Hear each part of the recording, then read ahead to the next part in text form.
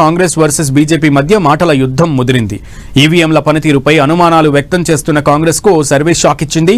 2024 లోక్సభ ఎన్నికల కోసం కర్ణాటక ప్రభుత్వం ఓ సర్వే చేపట్టింది. ఈ సర్వేలో మెజారిటీ ప్రజలు ఎలక్ట్రానిక్ ఓటింగ్ మెషిన్లను విశ్వసిస్తున్నట్లుగా సర్వేలో తేలింది.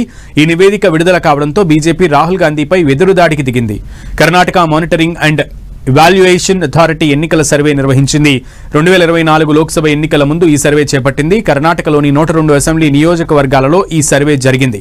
దాదాపు 5,100 మంది సర్వేలో పాల్గొన్నారు. బెంగళూరు, బెళగావి, కలబురిగి, మైసూరు డివిజన్లలోని గ్రామీణ పట్టణ ప్రాంతాల ప్రజలను సర్వే చేసి ఈ నివేదిక రూపొందించారు. సర్వే ప్రకారం 83% కంటే ఎక్కువ మంది ఈవీఎంలు నమ్మదగినవని భావిస్తున్నట్లుగా చెప్పారు. ఈ యంత్రాలు ఖచ్చితమైన ఫలితాలను ఇస్తాయని 69.39% మంది అంగీకరించినట్లుగా నివేదిక తెలిపింది. దేశవ్యాప్తంగా ఎన్నికలు స్వేచ్ఛగా, పారదర్శకంగా జరిగాయని 91.31% విశ్వసించినట్లుగా సర్వే పేర్కొంది. ఈ సర్వేలో ఈవీఎంలపై ప్రజలు సంపూర్ణ విశ్వాసం వ్యక్తం చేశారని బీజేపీ తెలిపింది.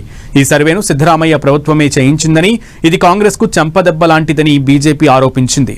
భారత ప్రజాస్వామ్యం ప్రమాదంలో ఉందని, ఈవీఎంలు నమ్మదగినవి కావని గత కొన్నేళ్లుగా రాహుల్ గాంధీ ఆరోపిస్తున్నారు.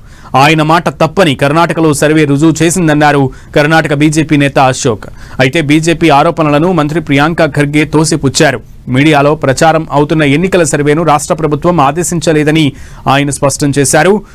ఈవీఎంలపై ప్రజల అభిప్రాయాలను తెలుసుకోవాలని ఏ ఏజెన్సీకి ప్రభుత్వం ఆదేశించలేదని, బీజేపీ తప్పుడు ప్రచారం చేస్తోందని తిప్పికొట్టారు.